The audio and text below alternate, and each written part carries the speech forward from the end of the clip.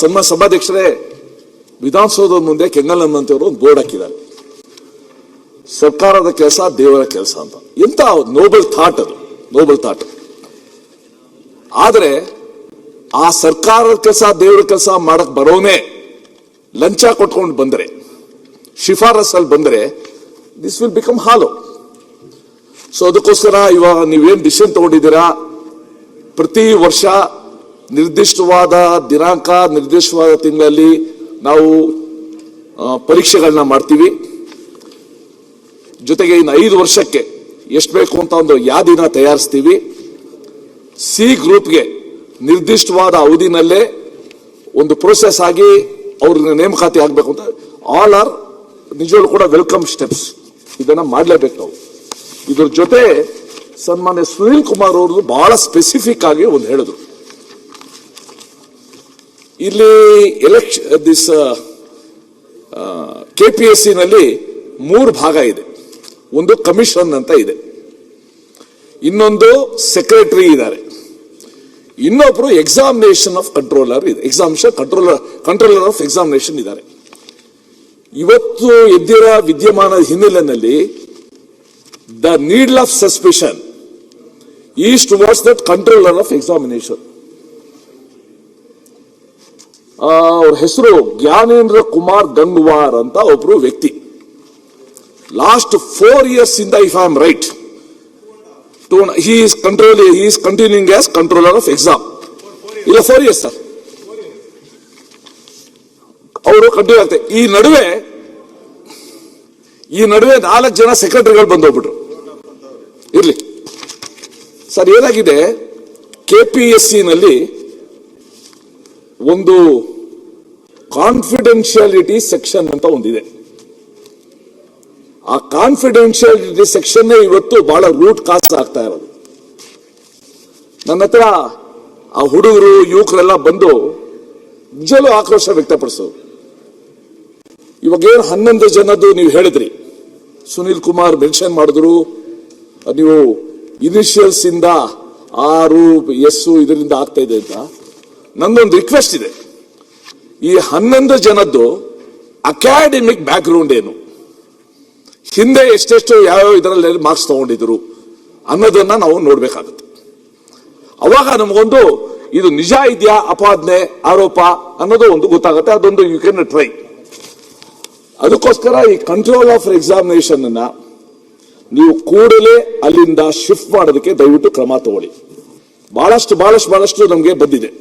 ನಾನು ಆಯೋಗದಲ್ಲಿ ಕೆಲಸ ಮಾಡ್ತಾ ಇದ್ದವ್ರನ್ನೇ ಕೇಳಿದೆ, ಯಾಕಂದ್ರೆ before talking in the assembly ನಾನು I should be in a position. ಎಲ್ಲರೂ ಕೂಡ ಅದೇ ಅಭಿಪ್ರಾಯ ವ್ಯಕ್ತಪಡಿಸಿದ್ದಾರೆ.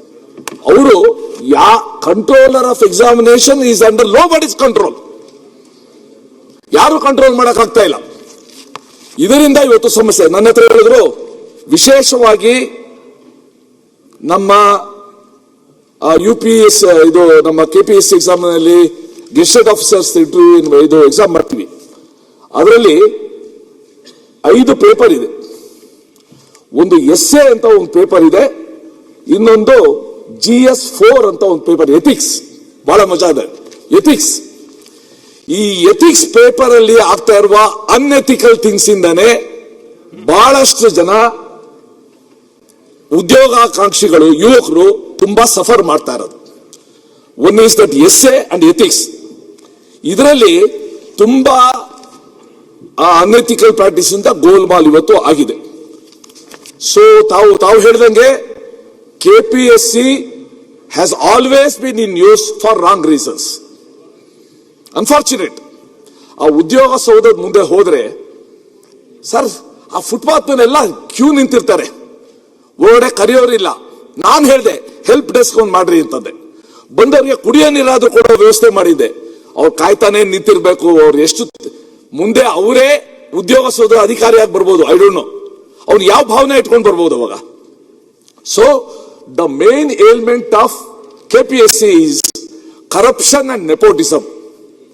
Deadly combination of corruption and nepotism ಇವತ್ತು ನಮ್ಮ ಸರ್ಕಾರಕ್ಕೆ ಯಾವುದು fountain of providing government officers, that has become fountain of corruption. So ಆ ದೃಷ್ಟಿಯಿಂದ ನೀವು ತಕ್ಷಣ ಆ ಒಂದು ಕಂಟ್ರೋಲರ್ ಆಫ್ ಎಕ್ಸಾಮಿನೇಷನ್ ಬಗ್ಗೆ, ಆ ಕಾನ್ಫಿಡೆನ್ಶಿಯಾಲಿಟಿ ಡಿಪಾರ್ಟ್ಮೆಂಟ್ ಬಗ್ಗೆ, ಈ ಎಥಿಕ್ಸ್ ಪೇಪರ್ ಮತ್ತು ಎಸ್ಎ ಪೇಪರ್ ನಲ್ಲಿ ಏನೇನಾಗಿದೆ ಅದನ್ನ ದಯವಿಟ್ಟು ನೀವು ಪರಿಶೀಲಿಸಬೇಕು, ಕ್ರಮ ತಗೋಬೇಕು. ಇಲ್ಲದ್ರೆ ಒಂದು ಸಲ ಜನ ಸ್ಟಿಗ್ಮಾ ಬಂದ್ಬಿಟ್ರೆ ಅವ್ರ ಅಧಿಕಾರಿ ಆದ್ರೂ ಕೂಡ ಆ ಬ್ಯಾಚ್ ಅಂತಾನೆ ಕೇಳ್ತಾರೆ. ನಾನು ಹಿಂದೆ ಎಜುಕೇಶನ್ ಮಿನಿಸ್ಟರ್ ಆಗಿದ್ದಾಗ ಬಹಳ ಒಂಥರ I was a war time general, I was never a peace time general.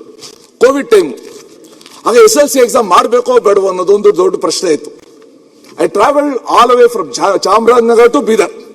ಮಕ್ಕಳ ಹತ್ರ ಎಲ್ಲ ಮಾತಾಡಿದೆ, ಏನ್ ಮಾಡೋಣ, ಬೇರೆ ರಾಜ್ಯದಲ್ಲಿ ಮಾಡ್ತಾ ಇಲ್ಲ, ಇದು ಮಾಡೋದು ಬೇಡ, ಪಾಸ್ ಮಾಡಬೇಡ ಅಂತ. ಆ ಹುಡುಗರೆಲ್ಲ ಹೇಳಿದ್ರು, ದಯವಿಟ್ಟು ಮಾಡಬೇಡಿ, ಮಾಡಿದ್ರೆ ನಮ್ನೆಲ್ಲ ಕೋವಿಡ್ ಕ್ಲಾಸ್ ಅಂತ ಕರೀತಾರೆ, ಇಡೀ ಜೀವನದಲ್ಲಿ we have to carry that stigma ಅಂತ ಆ ಮಕ್ಕಳು ಹೇಳಿದ್ರು. ಇವತ್ತು ಯಾವ್ಯಾವ ಬ್ಯಾಚ್ ಬಗ್ಗೆ ಅಲಿಗೇಷನ್ ಬಂದ್ರೆ ಹಾಗಾಗತ್ತೆ.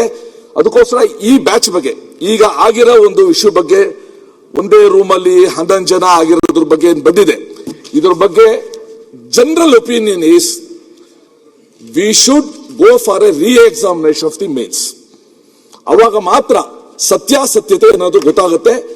ನಾವೆಲ್ಲರೂ ಕೂಡ, ತಾವು ಬಹಳ ಒಂದು ಹೇಳಿದಂಗೆ, ನಮ್ದೆಲ್ಲದು ಕೂಡ 1 point programme is to give confidence to the youths, to make KPSC a more credible organisation.